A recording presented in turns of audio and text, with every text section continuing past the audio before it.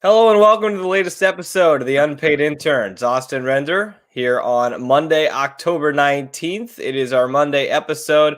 We're joined by a couple of people today. I want to introduce Griffin Epstein in your top right corner. He's co-hosting with me today. He's going to be the man that I will be passing the baton off to for this podcast here in a short while. So we're bringing him in to co-host with us. And then Mike Miller, our guest today of the Crimson Corey, joining us for the second time. Always nice to get Mike Miller multiple times, and we do here today. Mike, how's it going? It's going well. It's a dark, dreary, cold day here in St. Louis, but glad to be talking with you boys. It's always nice to be on the show. Absolutely. Same type of weather here in Bloomington, but there is I want to start off with, there's a buzz. There's an excitement with Indiana football coming back, Big Ten football coming back in general. If you watch Fox at all this weekend, I think every other commercial was the Nebraska-Ohio State promo video. But what is your level of excitement for this Indiana football season coming up this week? I'll tell you this. I'm working on a tailgate menu for my own dang backyard. That's how excited I am to be grilling meats and watching Big Ten football again. I'm really excited about this. I was actually talking with Galen Clavio for his Crimson Cast podcast one Saturday about this, how we're all really excited for football. We're glad it's here. We're glad it's happening. And yet at the same time, there is also a level of sort of cognitive dissonance required at the moment, it feels like, just because you look around the country and we're not really sure what this is going to look like. I think we knew that all along, but also just seeing some of the issues that have run through the SEC of late, seeing some of the quality of football that we've seen as well. It's hard to really know what to expect, and at the same time, I'm also sort of second guessing myself. Should I be enjoying this? Is this something that I can enjoy? And I want to, and I think I can. But also, I'm also just trying to remind myself and also others, just, this is not going to be a normal season. Expectations are going to have to be adjusted, and it could get weird. It's this feeling that, yes, there is supposed to be a game Saturday afternoon, Indiana Penn State, but is it going to happen? We're not going to really know what that game is going to look like until the ball is actually kicked off. So it's going to be a weird season. I'm glad it's here. I'm glad it's something that we can talk about. I've been so excited to watch this Indiana team since the Gator Bowl ended on January 2nd. I've been really excited to follow this team this year. But, amid these circumstances, it's also sort of given me a little bit of pause as far as looking at, the should we be doing this aspect of it? And also just, how weird could this get? Oh, and the Big Ten did not give a whole lot of leeway either. It's 8 games, 8 weeks in the championship week, and if something happens, it'll be really interesting to see what happens with the Big Ten, what happens with the playoff committee, and where their requirements are going to go. Speaking of playoff committee, Penn State is definitely one of those teams that they're keeping their eye on. They just moved up to number 8 in the AP poll without playing a game. They're 7-point favorites against Indiana, which people who were unfamiliar with Indiana were a little surprised to see this, but I don't think if you know the program and where they're going, anyone is super surprised by that. Is there something that Indiana needs to do, Mike, this week, other than whatever one of those breakthrough or finish quotes that Mike or Tom Allen always says? Is there something they have to do this week that could give them a chance against Penn State? It's a good question. It's hard. This kind of goes back to the whole expectations thing. It's hard to even know what to expect in this game, what these two teams are going to look like. Week 1 of the college football season, even in the best of times, is always sort of a squirrely affair. You have these teams coming out that haven't really played anybody other than themselves. Things are never fully formed. And certainly in a year like this, I'm not sure things will ever be fully formed for any of these teams. It's just hard to know exactly what these two teams will look like. We have an idea. I think this is going to be a pretty high-scoring game, and I think if Indiana can just sort of stay on schedule offensively and not take themselves out of drives, or if they can just avoid those negative plays, I think they'll be right there. I'm really excited for this game. I think also what I think has been interesting too is just been reading the other side of it too. I think Penn State folks are a little hesitant about this game. They know that in the last 3 or 4 years, Indiana has been a team that has really given Penn State a little bit of trouble. It's a matchup where Penn State always seems to struggle to get into second and get into third gear. It could be that they may be overlooking Indiana. Kind of not fully taking IU as seriously as they should. I'm not sure exactly what it is, but it is a matchup where IU has had some success, and IU has given them at least sown a little bit of doubt, at least in that fan base and with the punditry in State College, where they look at this matchup with a little bit of hesitancy. But as far as the actual teams, it's so hard to know. I look at both offenses, look at the skill positions, and combined with the fact that again, week one is always kind of weird in college football. I think it's going to be a high-scoring game. So I feel like if Indiana can, just maintain some sort of foothold offensively, it should at least give itself a chance to be there at the end. You mentioned expectations, and it's such a weird year. I mean, Indiana loses their non-conference games, which for a team like Indiana, who's always trying to make a bowl game, get the 6-7 wins, those non-conference games are very important.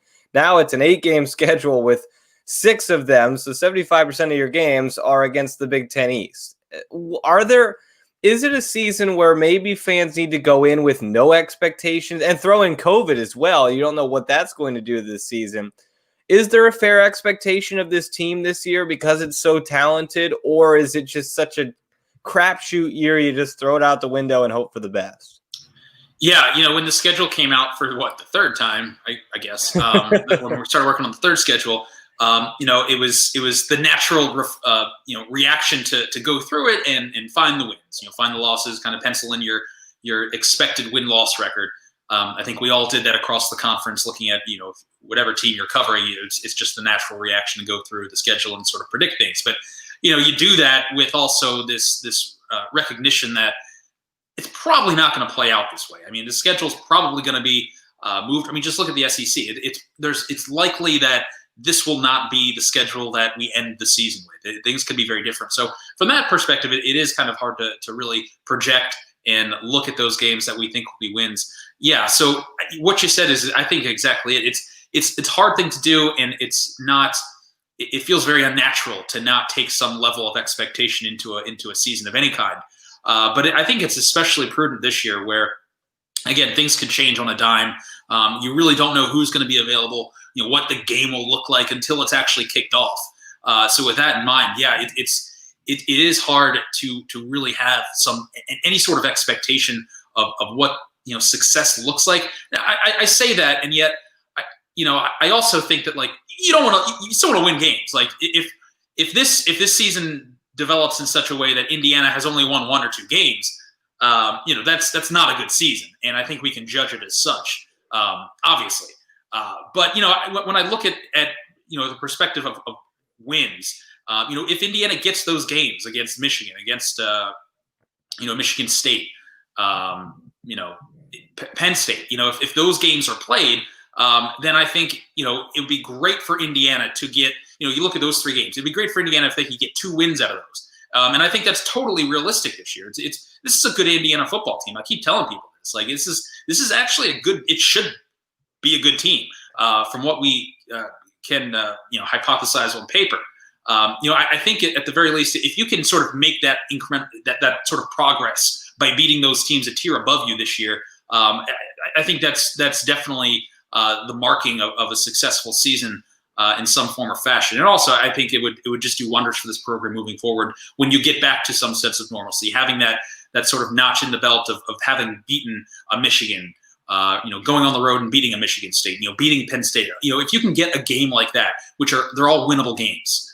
If you can get that would be a big step forward for this year. So rather than looking maybe necessarily at the big picture right now, because we just don't know what the big picture is going to be week to week, even, I'm sort of looking at more specific games right now, and just trying to slow it down. As odd as that sounds, when you're talking about beating these teams you haven't beaten in 30 years when it comes to Michigan. But yeah, I'm sort of looking at expectations on maybe a different level than we would be any other time. Is there something to a lot of people are talking about this? Is there something to the Big Ten or Indiana getting to play Ohio State and Wisconsin on the road this year? is there something to the fact that that's going to be easier, or are these just really good football teams that it doesn't really matter the crowd? Indiana probably won't hang around with them. I would. It's a good question, and one I've wondered myself. It's another thing that I'm not sure we'll really understand for a couple of Mm-hmm. weeks here when we get into these games. But I think in the case of Ohio State, I think Ohio State's just too good. I'm not sure this is the year you're really looking at that game, or even just having no fans in the shoe as being a tipping point, and that's in that matchup. I just think they're just too good. But then again, like the interesting thing was when the second schedule was in place and Indiana was going to Wisconsin week 1. Well, first of all, so much the same as Penn State. If you're going to play a team like Penn State, if you're going to play a team like Wisconsin and you're Indiana, you want to get them week 1 for a number of reasons. In the case of Wisconsin, you wanted to get them week 1 because it wouldn't be snowing in Madison, it wouldn't be awful weather. And also, just like I said earlier, you get these teams when they're not quite sure of themselves. You might not be sure of yourself either if you're Indiana, but you can at least, maybe catch a team like Wisconsin off guard. Now, though, with that game a little bit later in the season, it's tough to say. The Wisconsin game was going to be the one interesting one for me, going up to Camp Randall without a crowd first week of the season. I think Indiana would have had a better shot. I'm not totally counting them out. We'll see what happens, how this all plays out. But I'm not entirely sure it's going to be a major factor.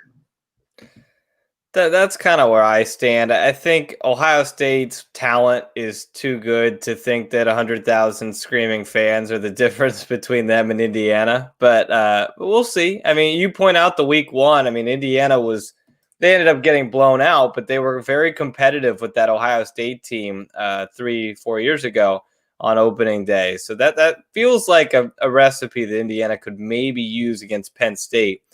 You've covered a lot of teams, a lot of Indiana football teams, a lot of them under Kevin Wilson, where they just threw the ball, ran the ball, scored a lot of points, could score on anybody. They could not stop anybody. It feels like, is it fair for me to say that this year's team might be the best mixture of can stop anybody and can score on anybody? I think that's fair. And I think a big part of that is probably traced to the depth of the team on both sides. I was talking with Galen for Crimson Cast the other day, and I brought up the point that this looks to be, again, on paper, the deepest team I've seen in the nearly decade of Indiana football that I've watched closely and intensely. And he went a step further and said this is the deepest team since maybe '93 or something like that. Either way, this is sort of uncharted territory for Indiana. They're not used to having an actual two deep. I think there are some spots where there are some questions depth wise, but you look across the board and it's fascinating the depth that Indiana's actually been able to cultivate. I mean, just look at the quarterback position. I can't. I've tried to go back and think about it, but I'm not sure Indiana's ever had a more talented quarterback room. I mean, when you look at it, I mean, Jack Tuttle was a top 10 pro style quarterback in the class of 2018, 17, whatever it was, whenever he came out. I mean, he was a really, really highly touted prospect who had offers from virtually every program of note, and he's the backup. There's so much talent on that two deep in those spots on the depth chart that I think really portends to having a team that can do a lot of things, and also just sort of it's experience depth too, for the most part. I mean, you're looking at guys who have been around. Like we were talking the other day about Nick Sheridan and how I'm not really sure what to expect from Nick Sheridan. I have some questions. I mean, at the time when he was hired, it felt like a very Indiana move. It felt like it was almost it wasn't really a big big move forward that they kind of need to take where they are in the Big Ten East.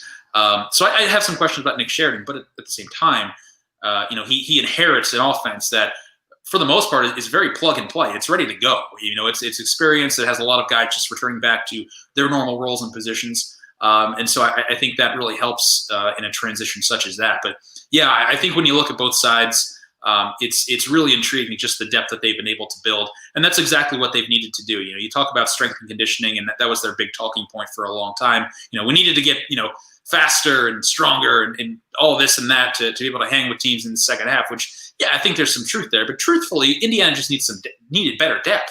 I mean, that's it. And it's so hard to do at a school like Indiana. And when you're playing in the Big Ten East, it's truly difficult to do. But from what it looks like, it feels as though Indiana has at least made inroads in it with depth and getting guys in those backup roles who you feel safe and comfortable putting in the second half of games when it comes down to winning time. So I think it's a more complete team. It's the deepest team that I can remember. I think it's the deepest team that most Indiana fans of a certain age can remember. And I think that really bodes well for the upside of this team moving forward.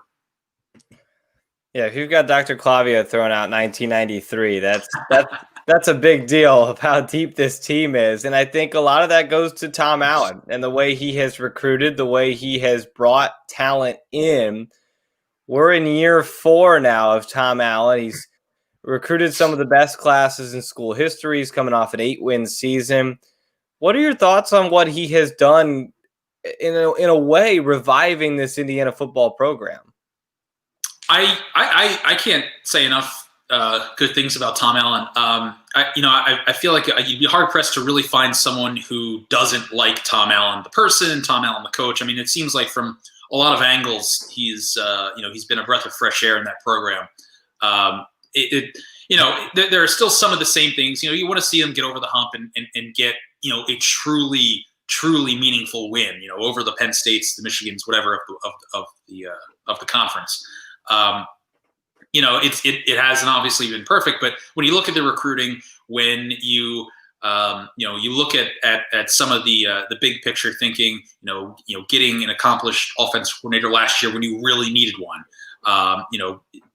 making sure you hold the administration's feet to the fire and make sure that they pay for a strength and conditioning program that will resonate and matter and get results. I think that's all great too. He really seems to understand the program. I think there was a time too, when his predecessor came in, he didn't understand Indiana. He didn't understand that, this job is it's a lot different. It's the hardest job. It's probably the hardest Power 5 job for a lot of reasons and was for a long time. But I think Tom came in and certainly, you give credit to Kevin Wilson. He certainly, laid the foundation for how Indiana could recruit better and how it could start building things structurally behind the scenes to get to this point. But Tom deserves so much credit because, that all could have, gone away. He could have lost a few steps. And honestly, it took him a few years to really figure out. I mean, he was learning kind of on the job as a first-time college head coach. He came in and had at least a little bit of experience as a coordinator, but coming in as a first-time head coach, obviously it took a couple of years to really figure it out. He had to figure out, okay, I don't have the right guy as offensive coordinator. We need to make a change there. It's all the things as far as, running the program, recruiting consistently at that level. All those things, had to be learned. And even some of the in-game stuff too. I think he could still probably nitpick. It feels like he's running out of timeouts by halfway through the second quarter. But I think by and large, you look at the big picture. I can't.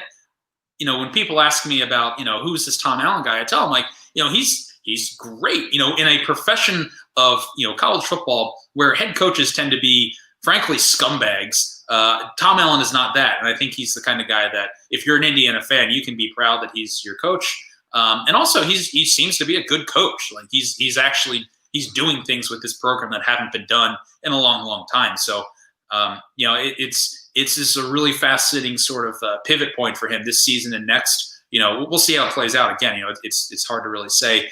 But if you can keep taking that next step and start beating the teams that you don't usually beat, and start make those January bowls or at least those higher tier bowls more of a regular occurrence, then that's you're starting to hit the ceiling of Indiana football, and that's exactly what you should hope for right now under Tom Allen. But yeah, it's been really interesting to watch because again, like he deserves a lot of credit. Yeah, the foundation was laid before him, but to really keep that going and build off it too, recruit even better than his predecessor, and get more wins than his predecessor, and really, like as you said, really start to develop both sides of the ball in a way that has not really been done here, maybe since the days of Bill Mallory. Is all really, really encouraging stuff. So. Yeah, he's a fascinating guy. I talk a lot about his management style with my girlfriend, and because she watches these games with me, and we watch these coaches on the sideline who you just seem like weirdos. And I usually tell it, like, Tom has a very different coaching philosophy, and it's really interesting to see how it plays out. It feels like, from the recruiting angle, it feels like he's a guy who parents trust sending their kids to. Because it is about a lot more than football. And I think that, again, if you're an Indiana fan, I think you should be really happy and pleased that Tom Allen is your coach. Yeah, the LEOs, the breakthroughs, the finishes, that kind of stuff. From an outsider, you could think, oh, it's a lot of coach speak. It's just kind of it's empty words. But I think from inside the program, you hear and you see it in recruiting, like you said. People are sending their sons to go play for Tom Allen. There's a reason behind that. I think there's more to those LEOs. I think that's deeper than even we realize. I think the team has fully bought in. Is that fair to say? From my angle, that seems to be a case. I haven't been around the program closely in a year, but where I last left it, it'd certainly be the case where they generally like Tom Allen. I mean, you poll players on teams across the country, and I'd be willing to bet that there's probably large factions of the team who don't necessarily like their head coach. But it seems that he's done a very good job of motivating, and I think he deserves a lot of credit for that, because I think that some of the stuff is a little hokey. It's a little cliche. It's a little eye rolly at times. Eye rolly, that's not even a word. But you know what I'm saying. It can be. You hear it sometimes like, oh, okay. But I think it's really resonated. I think that to a large degree, that there is a deeper sense of belief, a genuine sense of belief in that locker room, where guys do truly believe that they are being coached well and prepared well, and that they can start beating these teams. I mean, they're still just a player so short, which they have been for some time. But there doesn't seem to be this discouragement, that this feeling of doom. It does really truly feel that this is a team that has bought in and does believe and is buying all the slogans and all the things, because I think they come from an honest place. I don't think it's just lip service from Tom Allen. I think he truly believes these things. And again, sometimes it's a little corny. But I think it's coming from an honest, genuine place, and I think guys are really picking up on it and really internalized it and took it all to heart. And I think we've seen that certainly over the last year in the way it's all manifested on the field. All right, 2020 Hoosiers. What are some of their strengths, or what's their biggest strength in your mind, and what could be a potential weakness for this year's team? Like I said, I think the depth, honestly, is going to be probably their biggest strength, and because I think depth. It's always going to be important if you're Indiana, but especially this year, just with the potential to lose guys for 21 days or whatever it is, to not really know who's going to be available week to week. When you have a depth chart, when you have it too deep that you feel good about, that matters as much as anything in a year as odd as this. So I truly think just depth overall is probably their biggest strength right now. Also, just the quarterback position. I mean, that's so important, as we've seen.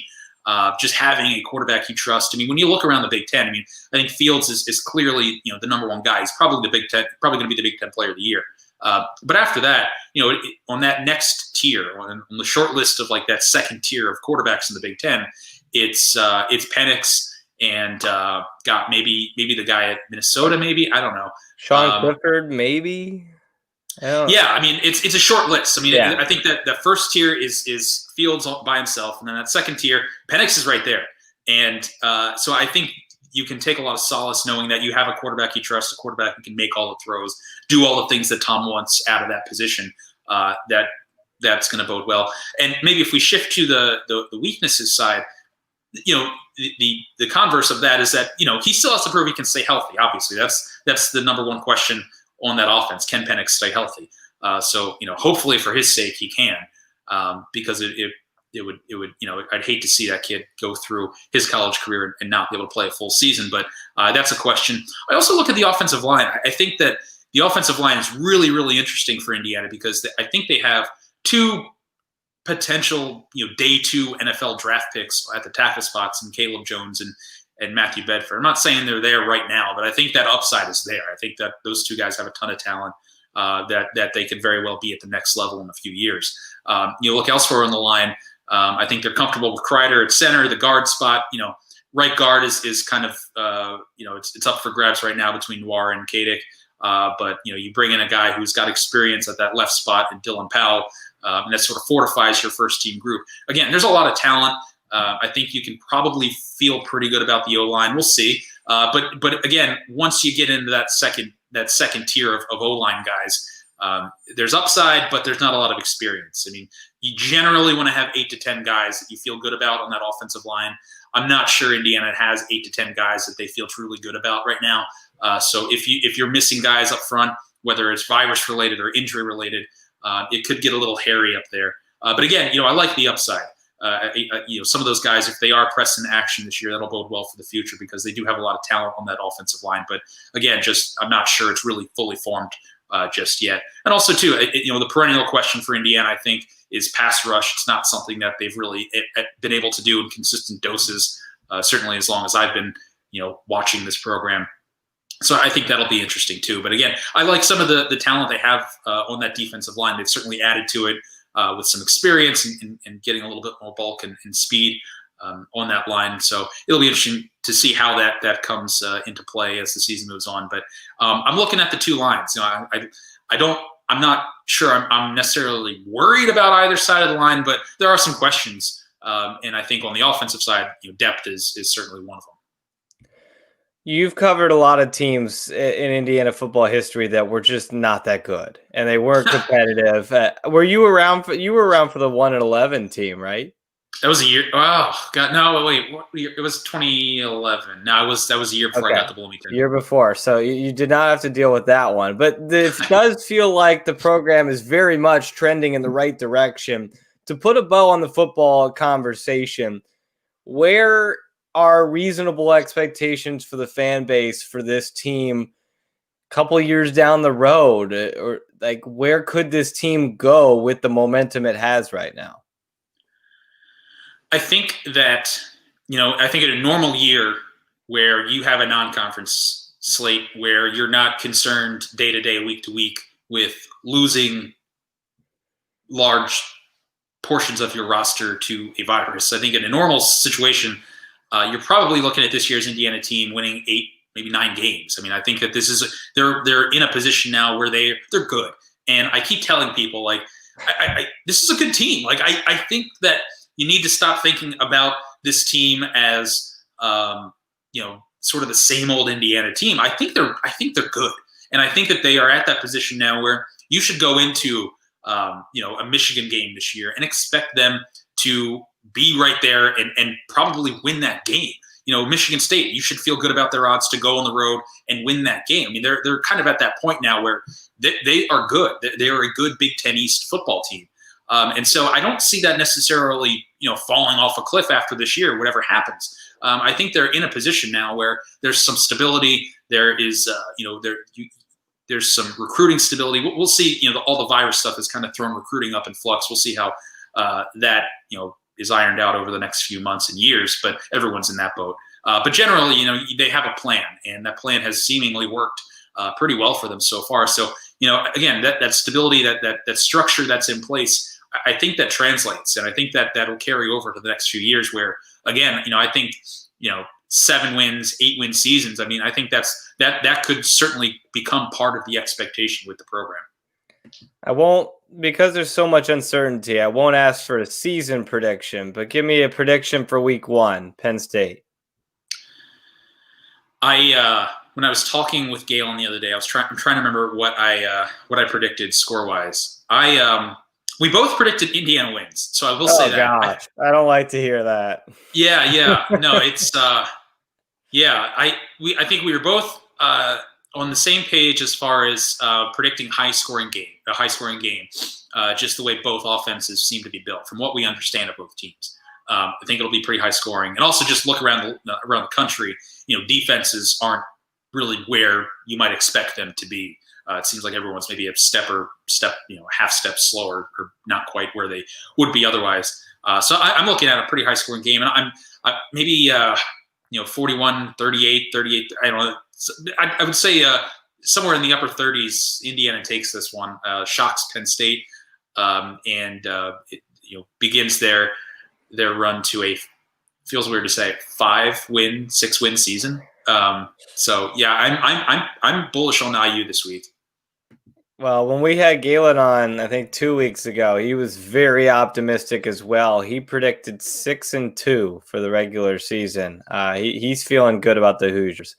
All right, let's transition. I wanted to play a little game with you, Mike, because you were around both programs, Indiana and football and basketball, for a few years, and you got to know the media and the media members that covered the teams with you.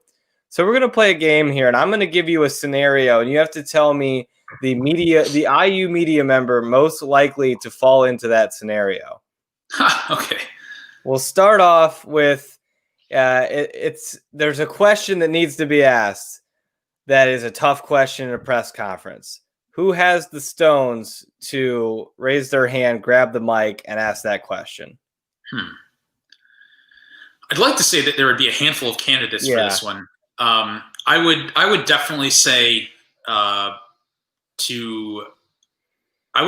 would say Dustin Dopirak, because Dustin certainly during the Tom Crean era certainly had that reputation, at least internally with the program, of being a guy who was a little bit prickly, which was so far from the truth. I mean, Dustin is the most reasonable, kindest, thoughtful person, but like that's the job. Like you have to ask hard questions, and I know Tom at certain points didn't like hard questions, or thought some of the questions that were legitimate questions were unfair questions, which they were not.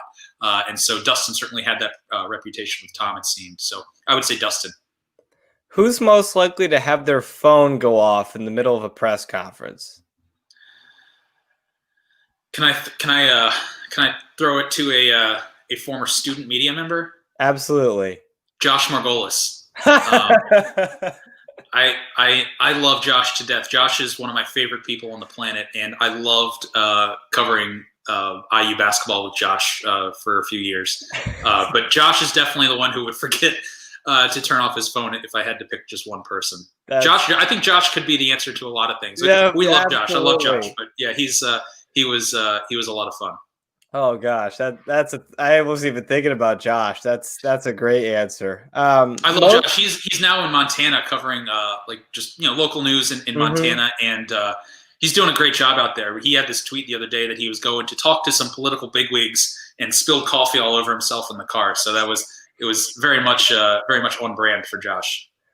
Most likely to lose their credential and not be able to get into the media room. Josh Margolis. Also me, probably too. It happened a couple times, right? I was driving to Assembly Hall and had to call JD and be like, "Hey, I can't do this. Can you help?" Most likely to ask a question that you might roll your eyes at. No comment. Okay, that's fair. That's fair. I'm trying to think of any more off the top of my head, but you answering Josh Margolis like fills all of anything I could have hoped out of that segment. He had one of the best interactions ever, and I will tell the story, but I won't even do it justice. Like I remember it was after the Maui Invitational, I think in 2015. At the Maui Invitational, OG Anunoby was in a dance-off with Carlton Bragg of Kansas, and like OG, I guess, won the dance-off. And so they come back to Bloomington, and Josh asks this question of OG. He's like, "OG, I saw you won the dance-off. Is that stuff you like to do? You just like having fun out there?" And OG's he like leads in the mic and just goes, "No." And like Josh was always like getting these questions where like guys were just like, "What? Okay, I guess I'll go with this." Like he was just, I don't know. He would be the answer to everything. The best, the most off the wall questions, the most off the wall situations. He was a true treat to have on the beat. Most likely to go up for a few extra rounds at the buffet. Oh boy. I would probably say. I would say Alex McCarthy. Good answer.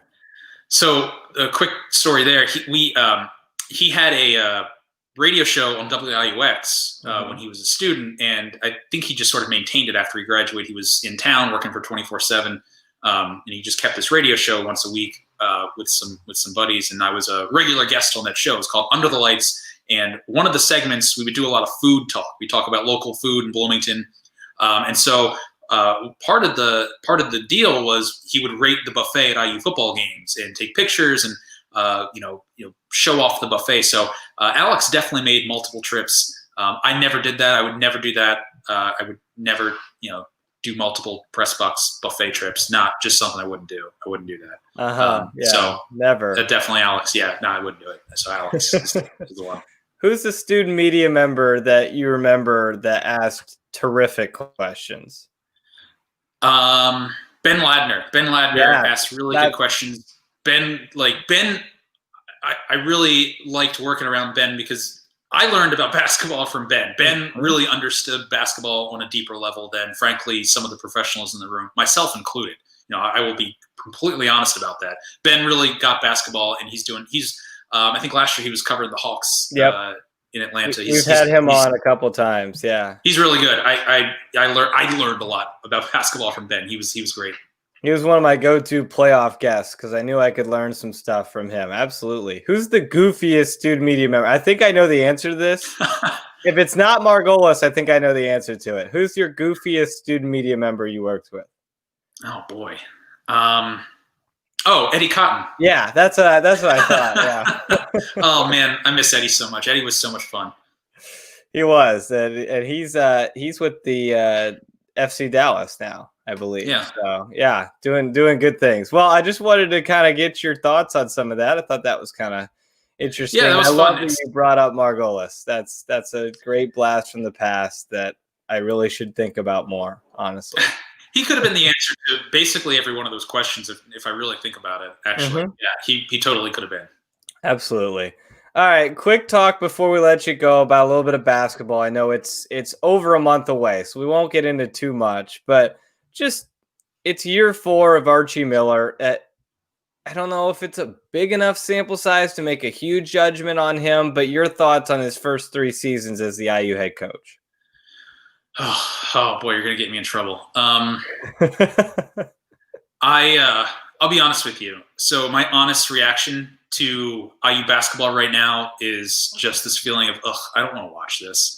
I have not had any fun watching Archie Miller's teams. And again, I don't want to put all this blame at his feet because there was definitely some rebuilding that had to be done. But I have not enjoyed watching his teams play in any way. And I don't know. I really struggle with my understanding of where that program really is right now and what the reasonable expectation is for a year like this, where, again, we don't even know what it's going to look like structurally. I struggle with a lot of things right now with IU basketball. I think that there are definitely some pieces in place. They could play potentially a more interesting brand of basketball. We'll see if they figure out some of those long-standing offensive issues. But, truthfully, if I'm being 100% honest with you, I really struggle with, keeping my, that program really struggles to keep my attention. Not that it really, it operates with that in mind. I don't care about my attention span, but I have a hard time as an observer of college basketball watching that team play. It's not a fun brand of basketball. I don't enjoy it. I don't know. Again, I don't want to put a ton of blame at Archie Miller's feet and totally condemn him and say this isn't working. All that, I think this could be a really interesting year in a lot of ways. But yes, these first few years, it's not been an enjoyable endeavor. I think that should be the goal of all programs. Get Mike Miller's interest, and you're doing great. I mean, who does have your interest? That's a great question. If college basketball feels like a world ago, it's so hard to put myself back. That was I hate that when people say the before times, but that was truly a different before time, different planet. That was. So much has happened since the last college basketball game I watched, which was that weird Big East game. I think that ended at halftime or something the day after. Yeah, it was DePaul and Providence, maybe something like that. Yeah, I watched part of it. I was only watching it because I was like, "Are they going to play this game?" DePaul and St. John's, I think. Yeah, that sounds fair. Yeah, that's the thing. I've really struggled to just think about college basketball right now. Because I'm excited for Big Ten football. Well, who has your attention in football then? Indiana, frankly. Okay. I've been really excited to see how this all plays out. Mainly because I've been thinking about it for months, running, taking over at Crimson Quarry and getting that up and running again. So just thinking about it and writing about it for the first time in a year has really actually had the bulk of my attention so far. Yeah, well, maybe Archie just has to take something from Tom there and say, "How did you get Mike Miller's attention? Because I need it." Oh yeah, see what Tom did was he played interesting offensive basketball. It was fun to watch. Like it was like if I was an IU fan, I would totally be yelling at my TV, but I would be like yelling at my TV and also enjoying them shooting like or making 18 3-pointers a night. Yep. Like it was fun basketball to watch. Like as stupid and weird as it was at times, and as nonsensical as it was at times, it was still entertaining basketball. So I don't know, like what is the old saying? Like if you're not going to be good, at least be entertaining. Like Yeah. I use neither so far. So again, sorry, I don't mean to be a jerk about this, but like I really struggle to enjoy what I'm watching, even when I'm watching it from just a professional point of view. Like, is there any chance this was always the one of the excuses in the first 3 years was the Crean guys aren't gone yet? Well, they're gone now. Does that change your mind as if Archie Miller could make this team a little bit more like him? Or do you think it's just the fact that you don't like the playing style of Archie Miller? It's not aesthetically pleasing. I think it's more of the latter. I think it just hasn't been fun basketball. I think that's fair. I don't think every coach runs it. I mean, think about Virginia. Do you like watching Virginia? No. Yeah, and they're a very good program who just won a national. So I think it's fair of you to say you don't enjoy watching his play style. I don't. Yeah, and I probably won't. So yeah, that's fair. Well, I will wrap it up on this. It does feel like it's a good time to be an Indiana sports fan. Football is on the rise. I still think basketball is on this tiny bit of a rise. It still has a long way to go, but it's better than it was a couple of years ago. And there's a really solid group of Olympic sports with soccer and baseball and volleyball. What is that fair to say? This might be one of the golden times of Indiana sports here in the past couple decades.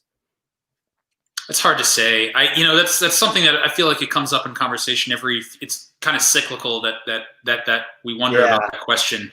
It's hard to, I think it's hard to say in the moment. I think that we probably have to have some distance between now and the future when we can really evaluate it. But I would say that I think you're absolutely right. Like volleyball, I'm super excited to see what Steve Aird does. Like it seems like he's doing all the right things, now has a facility that isn't a total joke. You look at the facilities, and I think everyone, I'm trying to like mentally scan the campus. I think everyone has a situation that is much better than it was a few years ago. And that's certainly a credit to Fred Glass and getting all that done, kind of making that his major achievement. But yeah, I think when you look at some of those other sports, certainly baseball, which I covered closely for a long time. And, I think the job Jeff Mercer's done is really remarkable. He's got a really fascinating approach to coaching. He's really heavy on analytics and really breaking down the game at a more structural level.